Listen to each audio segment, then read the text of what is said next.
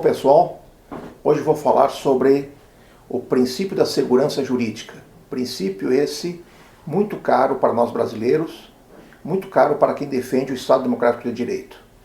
Sem esse princípio de segurança jurídica, a sociedade não tem em si os pilares fundamentais para soerguer a sua convivência e harmonia. Isso está ligado juntamente com outro princípio fundamental chamado princípio da confiança pública, isto é, a confiança que a autoridade pública impõe a si mesmo, impõe à sociedade e a sociedade confia no seu governante.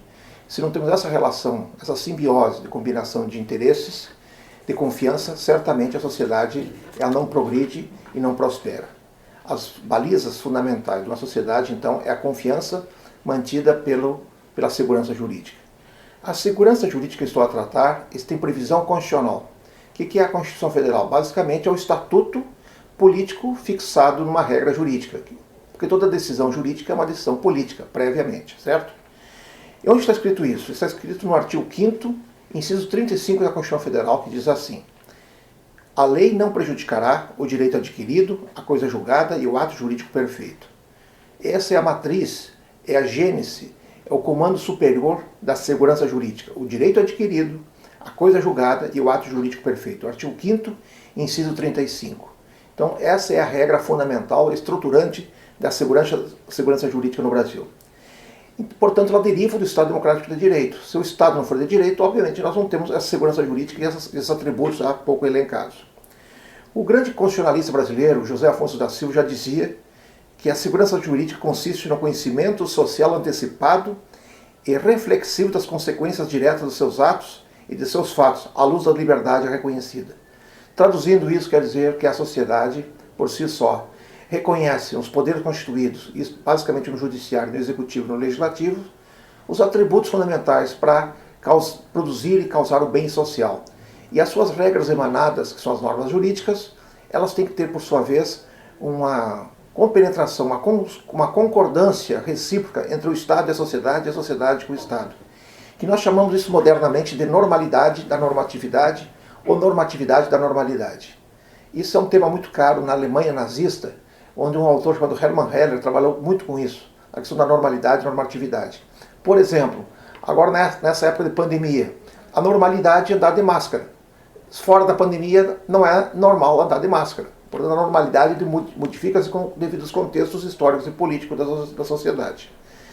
Então nós temos o reconhecimento da segurança jurídica, é um reconhecimento também da sociedade, em reconhecer que as decisões prolatadas pelos tribunais superiores, pelo judiciário e pelos juízes têm legitimidade, têm uma ancoragem, têm uma expectativa de direito, que eu chamaria isso de sociologia jurídica.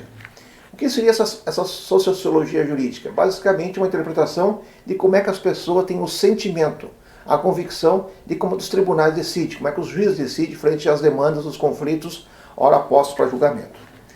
Então o princípio da segurança jurídica tem dois aspectos, o aspecto objetivo e o aspecto subjetivo. O aspecto objetivo, ele visa o quê?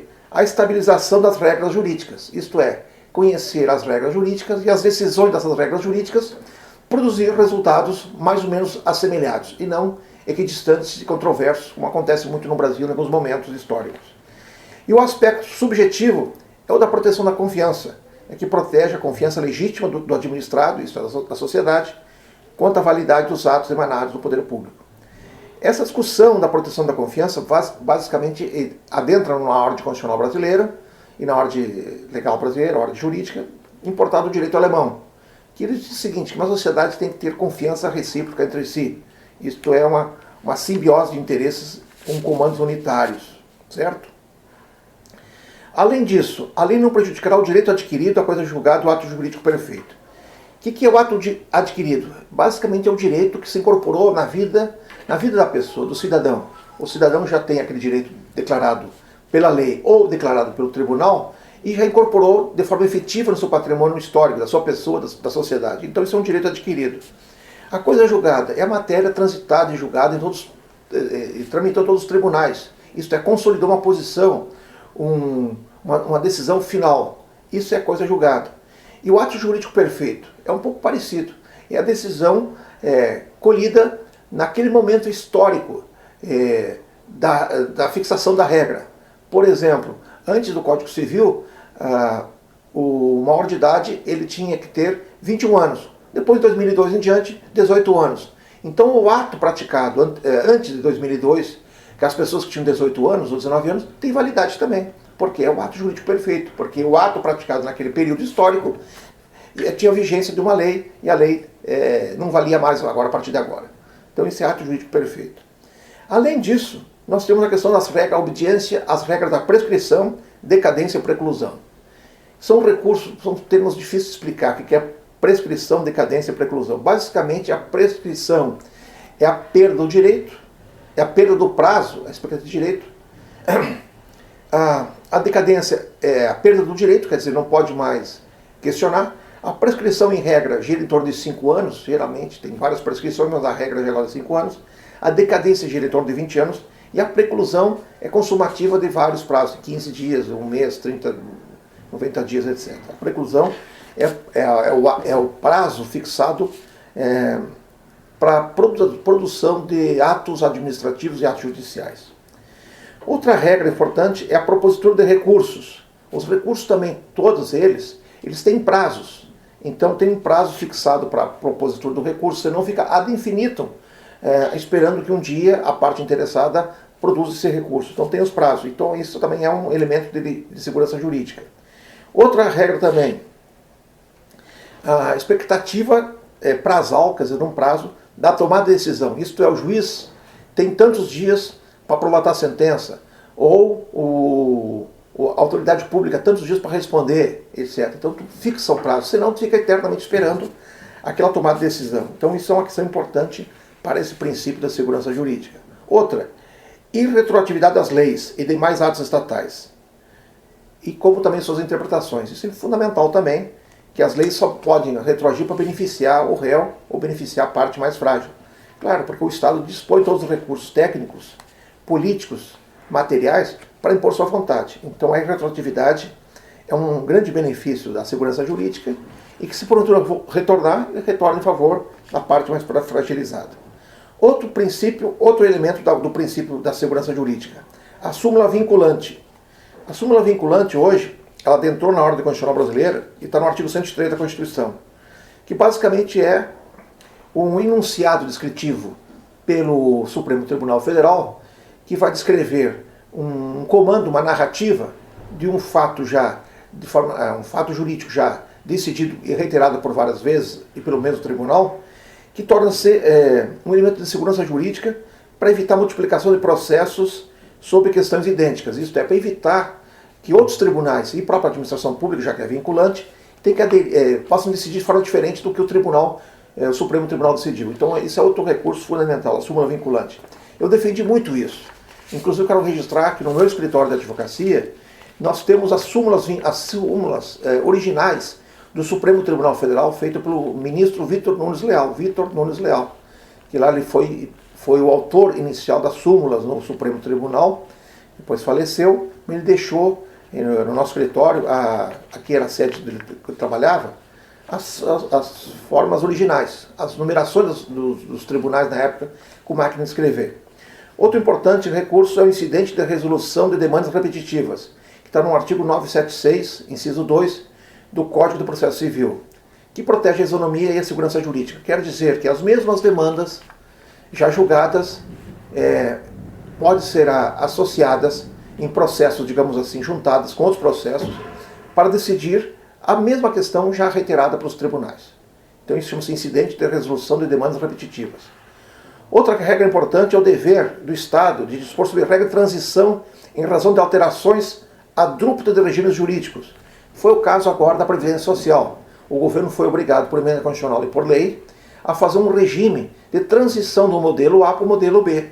Isso é fundamental para proteger, fazer um sistema de monitoração e motivar que as pessoas que quase estavam alcançando o direito tenham um direito um pouco postergado no prazo, mas consigam integralizar esse direito a posteriori. As regras de transição. Então todas as leis que, ora, mudam um sistema, um regime jurídico, eles têm uma regra de transição, isso é importante. Outra regra importante é a responsabilização do Estado pelas promessas firmes feitas por seus agentes. Isso está no artigo 37, parágrafo 6º da Constituição Federal, que diz basicamente que o Estado é responsável civilmente por os danos causados a terceiros provocados por seus agentes, tá? Então, outra regra importante. Manutenção do mundo jurídico de atos administrativos inválidos. O que é isso? Digamos que um ato administrativo prolatado por um gestor público e foi declarado depois ele inválido, mas ele já produziu seus efeitos, então, se ele for um ato produzido de boa fé, assim o será considerado como válido, sabendo que ele está inválido. Então isso para quê? Porque a expectativa não é a validez ou a invalidez do ato administrativo, e sim da certeza que aquele ato já produzido, desde que seja inválido, ele teve uma validade técnica para a pessoa de boa fé. Então isso é importante, outro recurso de segurança jurídica. Então sempre que tiver isso, nós chamamos de modulações dos efeitos da alteração do interesse social da segurança jurídica. Sempre que houver alterações de jurisprudência, alteração de leis, sempre tem que fazer as modulações. Isso é uma escada, um sistema de transição de um sistema para outro, quer dizer, uma escada de aproveitamento de êxitos. A modificação denunciada desse sistema, modificação denunciada também, as súmulas modificam, as súmulas são revogadas. Se são revogadas, adentra outra súmula. Quer dizer que os atos praticados no efeito daquela súmula consolida aquela posição. Isso é segurança jurídica, tá? E aí temos que falar também do princípio da confiança. O princípio da confiança é um princípio fundamental, que não vai ser objeto da nossa conversa agora. Ele está associado à segurança jurídica. Tanto que eu e o Wellington Dutra, que foi meu aluno e meu professor do escritório, nós produzimos um texto, um livro, que chama isso, o Princípio da Proteção da Confiança, Aspectos Relevantes. Esse livro basicamente relata fatos concretos de como é que o judiciário produziu, prosperou, e casos que o judiciário e a administração pública produziram e não prosperou, a confiança recíproca. Então é um debate muito importante desse tema, já que foi objeto do nosso livro, eu e o professor Wellington Dutra. O princípio da proteção da confiança também tem amparo legal no CPC, precisamente no artigo 927, parágrafo 5º, que diz: os tribunais darão publicidade a seus precedentes, organizando-os por questão jurídica decidida e divulgando-os na internet. Os incidentes serão apreciados pelo Supremo Tribunal e por STJ em recurso extraordinário ou recurso especial, respectivamente. Quer dizer que as demandas repetitivas, a proteção da confiança e a segurança jurídica tem que ser uma preocupação permanente dos tribunais superiores, precisamente do Supremo Tribunal e do STJ. São os tribunais, um discute a questão federal, que é o STJ, e o Supremo Tribunal discute a questão constitucional. Basicamente é isso. Então, os dois tribunais, eles enunciam, fazem súmulas, o Supremo Tribunal faz súmulas com efeito vinculante, o STJ com efeito não vinculante, apenas ordena de forma educativa os tribunais e a gestão pública a pensarem e decidirem daquela forma. Isso, e o STJ tem um outro recurso muito bacana, que é a questão da uniformização de jurisprudência dominante. Isto é, já que ele é um tribunal federal que ele quer vincular cada vez mais que a lei nacional seja aplicada de forma uniforme em todo o Brasil, em todo o país, já que os tribunais estaduais decidem, como nós sabemos, de forma diferente, aos mesmos aspectos, por isso que na área de família, na área de costumes, então o STJ ele tem esse atributo constitucional da uniformização de jurisprudência. Isso é muito bacana. E o STJ tem uma coisa também muito bacana, que é a jurisprudência em teses. Isto é, as teses decididas de forma dominante no STJ são colocadas à disposição na página do tribunal para que os advogados, os operadores de direito conheçam previamente como o tribunal e a tendência do tribunal sobre aquela matéria. Por final, eu quero relatar que o Canutilho, o professor Gomes Canutilho, certamente é um dos maiores constitucionalistas do Ocidente, digamos assim. Eu gosto muito dele, ele é português, vira e mexe, ele está aqui no Brasil. Ele acha que o princípio da segurança jurídica e a proteção de confiança são os elementos constitutivos do Estado de Direito, que são os elementos mais importantes na composição e na construção do Estado de Direito. É verdade. Então eu concordo plenamente com o Canutilho. E que leva em conta a boa-fé do cidadão, que acredita e espera que os atos praticados pelo poder público sejam lícitos e nessa qualidade sejam mantidos e respeitados pela própria administração e por terceiros. Então isso coaduna com a própria lei do processo administrativo federal, a lei 9.784 de 99, No artigo 2º diz, inclui a segurança jurídica nos princípios de observação obrigatória pela administração pública. Viu? Fundamental isso. Essa possibilidade de mudança de orientação é inevitável, porém gera insegurança jurídica, claro.